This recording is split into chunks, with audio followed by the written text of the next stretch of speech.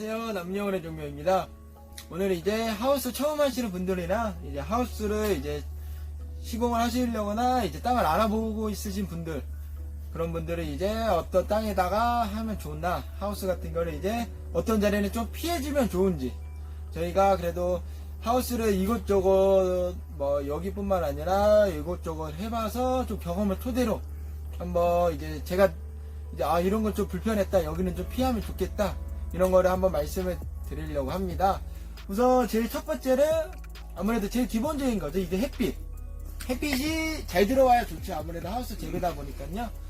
이제 완전 산 아래쪽이나 너무 그늘진 쪽에서 이제 하우스를 해서 이제 재배를 하시면은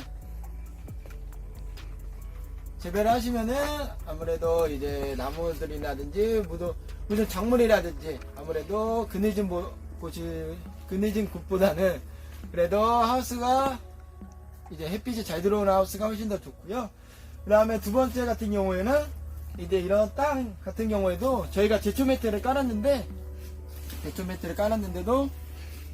이제 땅이 너무 진 땅이면은 이제 한쪽 같은 경우에는 물이 안 빠지는 경우가 있어요. 안 빠지는 경우가 있다 보니까 이제 어떤 분들은 이제 아예 자갈을 쫙 깔아서 그 위에 제초 매트를 하시는 분들도 있고요.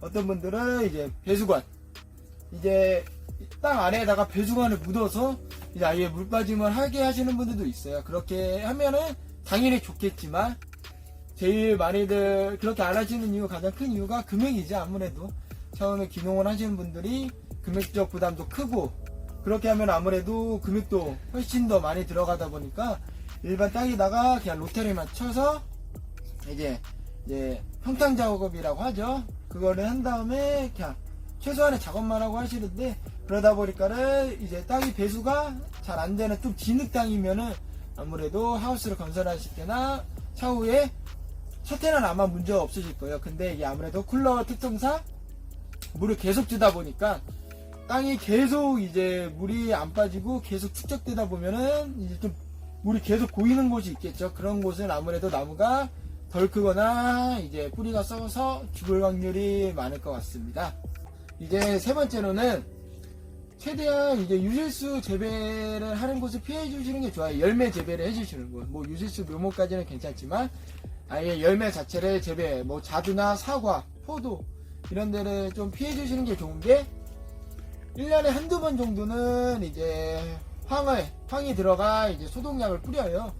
어쩔 수는 없는 거죠. 아무래도 그분들도 이해는 하지만 그래도 최대한 피해 주시는 게 좋은 게, 비닐이 굉장히 빨리 노화가 돼요. 저희도 이게 보이실지는 모르겠지만 여기랑 그 다음에 여기 위에도 지금 여기도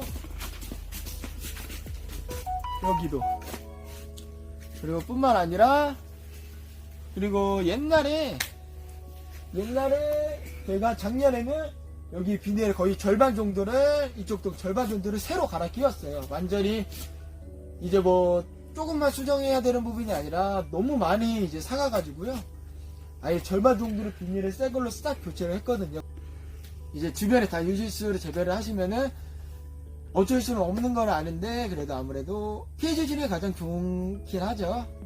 이제 최대한 피해 주시는 게 가장 좋고요. 그렇다고 해서 뭐 재배 유실수 옆에 한다고 해서 크게 문제되질 않아요. 근데 계속 비닐에 이제 뭐 테이프를 붙이거나 비닐을 다시 갈아 치우거나 하는 수고가 있다 보니까 그거 말고는 뭐 크게 문제되진 않지만, 이제 네 번째 마지막으로는 아무래도 이제 언덕길 같은 부분이나 아무래도 이제 저희가 언덕길 쪽에서 좀 중간에 위치를 해 있어요. 이제 옛날에는 좀 이제 언덕길에서도 좀 끝에 제 위쪽에 있는 하우스를 얻어서 했었는데, 거기가 장마나 비가 많이 올 때 되면 어떻게 되냐면은 물이 너무 많이 고여 있어요. 왜냐면 끝에 있다 보니까는 위에 있는 이제 비들도 저희 쪽에 넘어오는 것도 굉장히 많아가지고 이제 하우스가 잠기는 경우가 꽤 있었어요. 그러다 보니까 저희가 오와이어를 최대한 맞추면서 이제 관리를 하고 있는데, 그런 것도 굉장히 흐트러지고 흙도 떠내려와서 하우스도 굉장히 지저분해지고, 그 다음에 어떤 부분은 물이 많이 들어온 부분은 또 물이 고이게 되고, 그러다 보니까 굉장히 불편해가지고, 그래서 최대한 하우스 이제 고려하실 때도 끝에 있는 위치가 이제 장마철이나 비가 왔을 때 물이 많이 고이는지 그런 것도 한번 꼭 확인해 보시는 게 좋고, 이제 중간에 위치에도 이제 위에서 바로 위에나 이제 그런 데가 이제 배수로 작업을 제대로 안 해주는 경우가 있어요. 이제 배수로를 이제 저희 하우스한테 만약에 해놓는 쪽이다 그러면은 저희가 배수를 한다 하더라도 물이 넘치게 되니까요. 그런 것들 한번 잘 알아보셔서 하우스를 이제 시공이나 하우스를 알아보시는 게 가장 좋을 것 같습니다. 마지막으로 이제 뭐 많이들 물어보시는 것 중 하나가 차단막 해야 되냐고 하시는 분들도 있는데, 저희는 50%짜리를 하긴 했는데 꼭은 필요 없을 것 같아요. 전에 하우스에도 차단막 없이 그냥 열고 닫는 차단망으로 이제 했었는데 오히려 그게 더 편한 것 같더라고요. 왜냐면은 이제 나무 성장 차이가 확실히 차단망 없는 게 훨씬 더 잘 크고요. 차단망 할 때는 거의 작업할 때 있으면은 편하기는 해요. 작업할 때 차단망 있고 없고 차이가 아무래도 크긴 한데, 개인적으로 하실 거면은 이렇게 저희처럼 지금 이 하우스처럼 완전 다 차단망을 덮는 것보다는 열고 닫는 식으로 비용이 좀 들더라도 이제 그렇게 해주시는 게 가장 좋고요.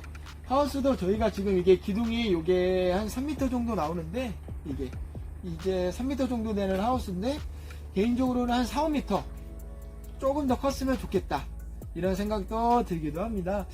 네, 뭐 더 궁금한 거 있으시면은 언제든지 이제 댓글이나 전화로 주시면은 저희가 이제 말씀을 드리고요.